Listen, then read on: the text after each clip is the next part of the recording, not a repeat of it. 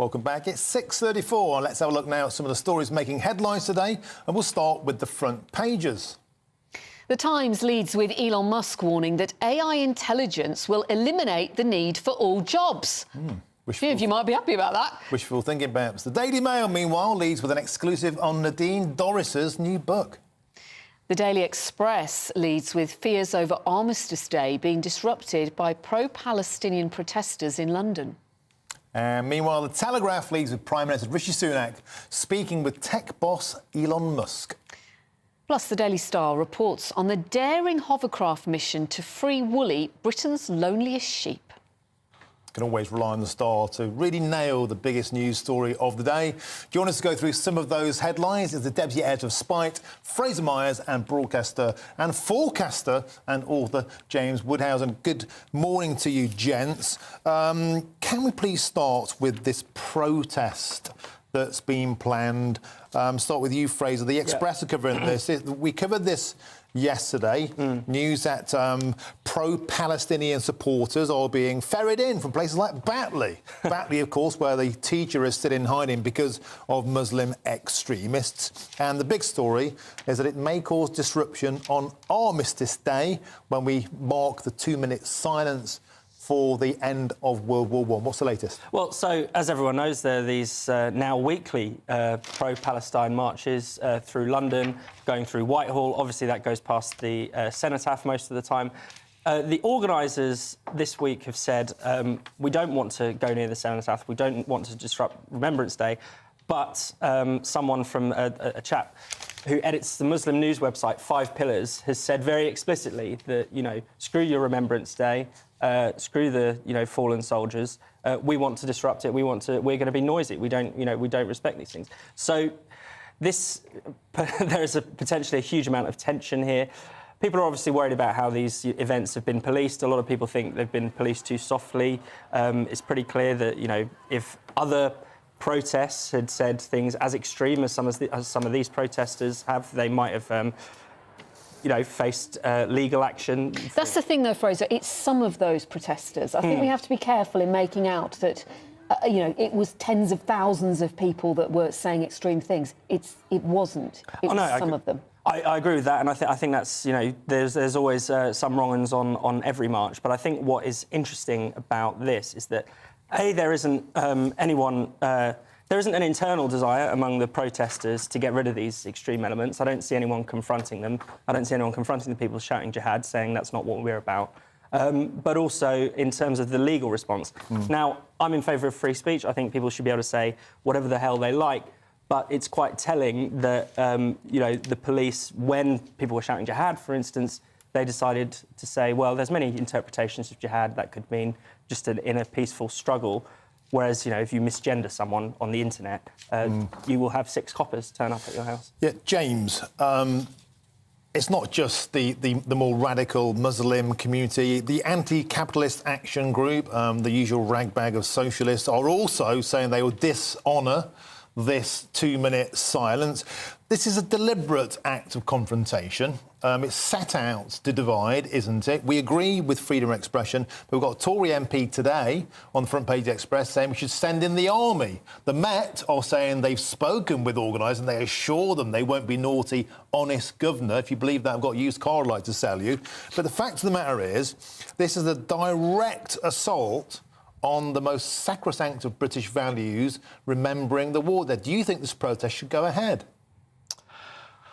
Well, like Fraser, I favour free speech. I think the more worrying thing, apart from what you've mentioned, Martin, is the activities of Iran and the IRGC. There's a story, they're revolutionary violent guards. There's a story in the Times this morning about just how extensive their network could be. And I think that they will stop at nothing. If they don't do it on Remembrance Sunday, they're going to do something. And what you mean by that is that there are agents that they are placing within the UK to specifically cause this trouble? Yes, it need not be violent just yet. It's largely to do with propaganda and infiltration and subversion. But I think it'd be very foolish to discount their influence and the general influence of Iran in the Middle East and around the world. It's much underrated. Now, the concern, of course, Fraser, is, I mean, I've already seen veterans groups are mobilising, because that's what happens, right? Yeah. If they believe, particularly the cenotaph, which they see as absolutely sacred, is violated, not for the first time, because we've seen it during the Black Lives Matter protests, maybe that set the template for all of this. But if that does happen, and if we see, heaven forbid, nobody wants to see it, if we see rolling battles between veterans and protesters, this could be a defining moment in what the media like to dismiss as the culture war.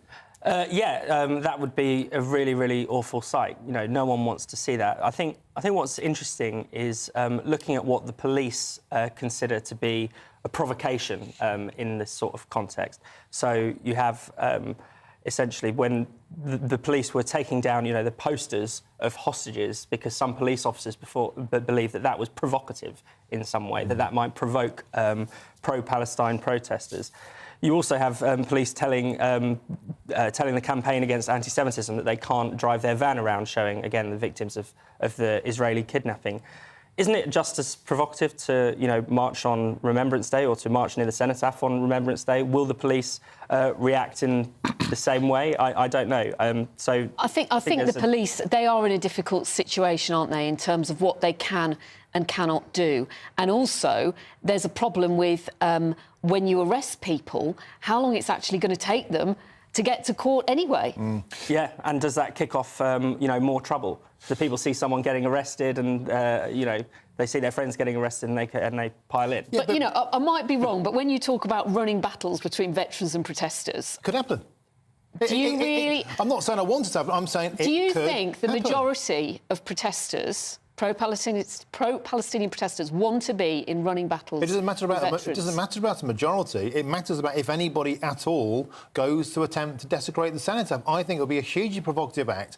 And James, this could be barricaded, hasn't it? But this could be stopped. cenotaph. The police have put Section 12 orders in place before. On these same marches, you're not allowed to go outside a certain area or you will be nicked. Surely they could say, Whitehall is closed to this protest. If you go anywhere near the cenotaph, you're nicked. They could do that. Do you think they should? Well, it's hard to call, isn't it, Mark? Why is it? Well, because, you know, we want to defend the right for free speech. If we set a precedent now by clamping down too much, and not on violence, which should be clamped down on, but on free speech, then other groups, much more reputable than the people involved in this protest, will be prevented from protesting. And therefore, you know, we have to be very careful.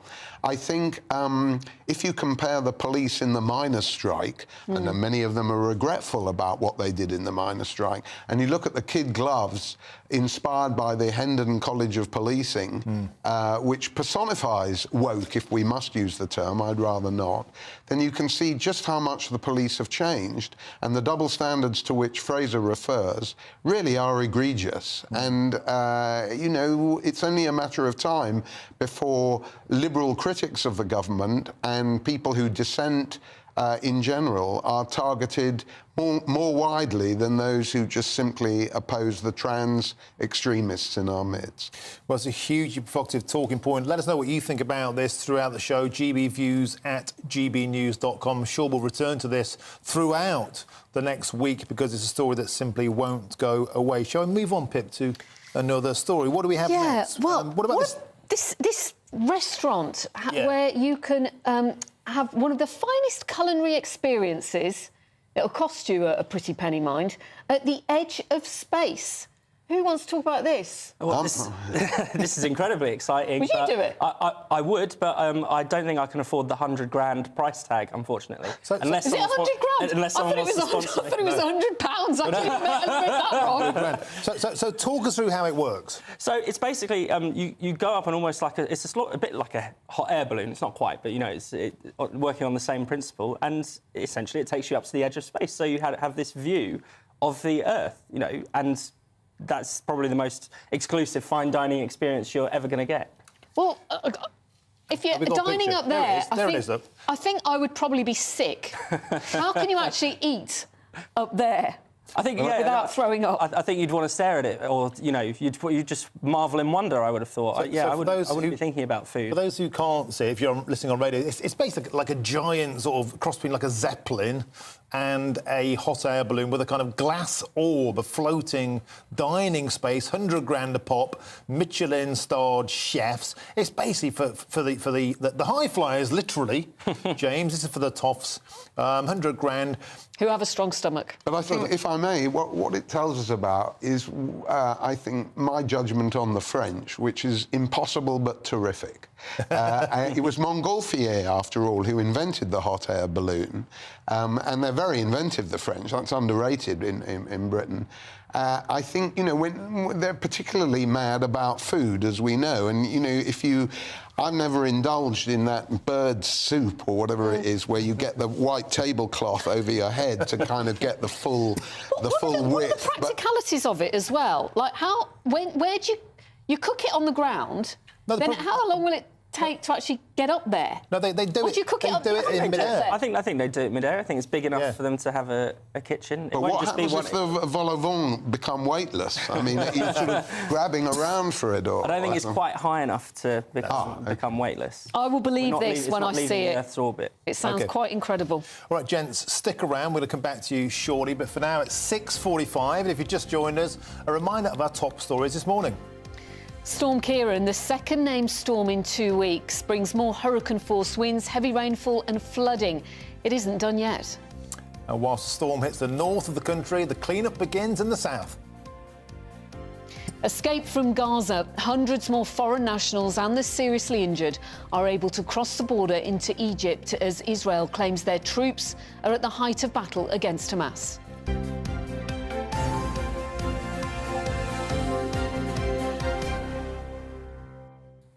OK, now we're back to our headline makers, Deputy Editor of Spite, Fraser Myers, and forecaster author James Woodhousen. Thanks for joining us. You're still here. James, picking up on the story we covered earlier, really, this report here saying more than half of people feel that politicians are using the so-called culture wars to distract from other issues. Tell us more. Well, it's a PA news report quoting King's College survey done by Ipsos into what the public think about the culture wars. I'm bound to say that the headline, which is, it's all a distraction, say the public, doesn't really do justice to the small print. If you read the small print, a lot of people are exercised by the culture wars, think that they exist, and they're not dismissing them. And people are quite worried about the potential for division there. So you have to read the whole story. I think I agree. I've always felt that and I've already said that the term woke is insulting, and it's okay as because I mean, it's taken on a bit of an energy, hasn't it? The term woke, because originally it means caring about society, being awake. And now the media, I have to say, the media has developed it into and exaggerated it into something very different.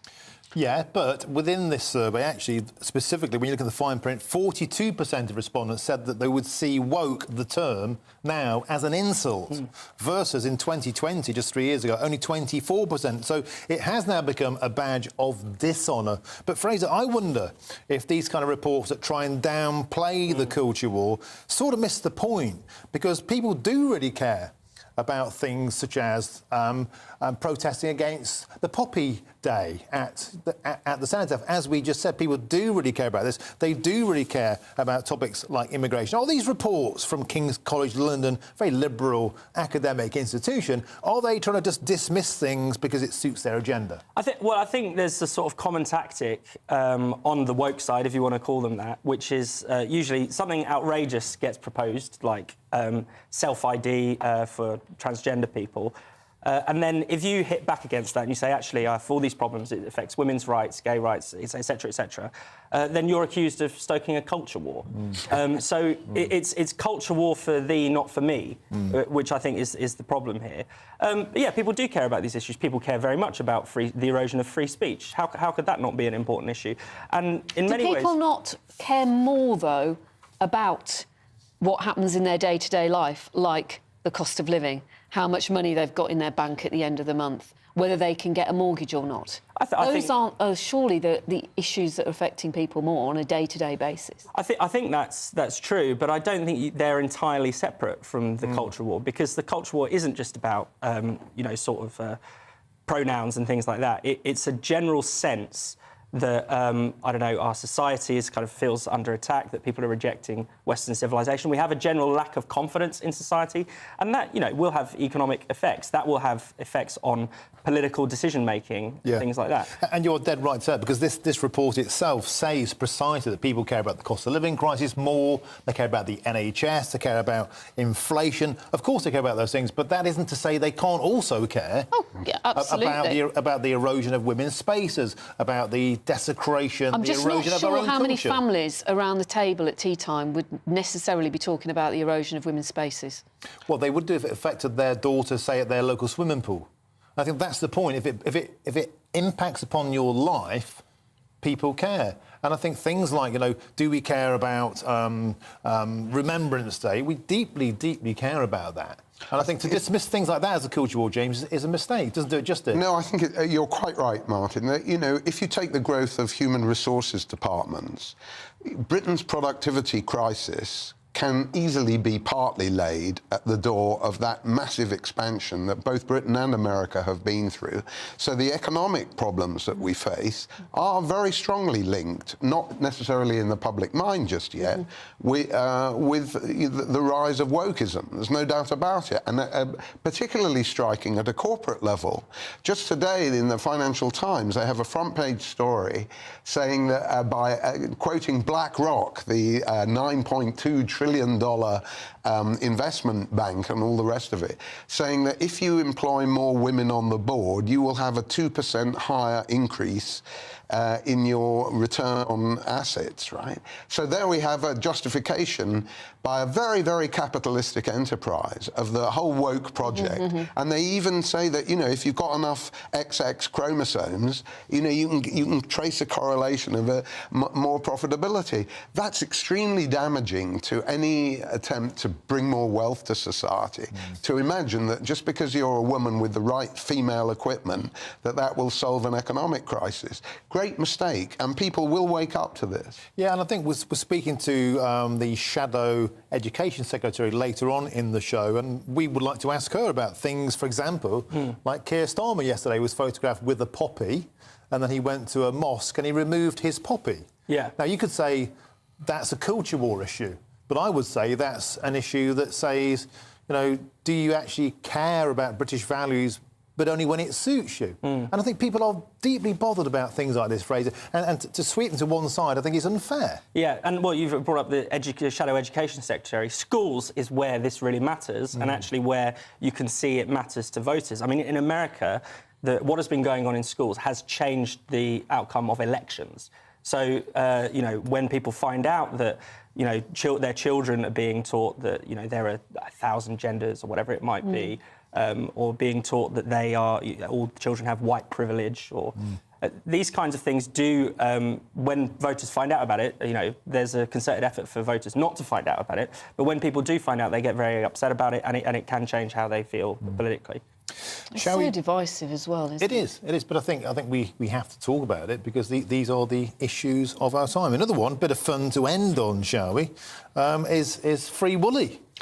Our daily star. Martin. Well, it is a bit of fun. Poor sheep's been stuck for 2 years by itself. How would you like to be stuck for 2 years by yourself? A lot of people would like to stick in an island by myself for 2 years. He's not a sheep. You said it. That's not a sheep. But no, sheep like company, don't they? Flocks of sheep. Sheep do not like. They're not solitary creatures.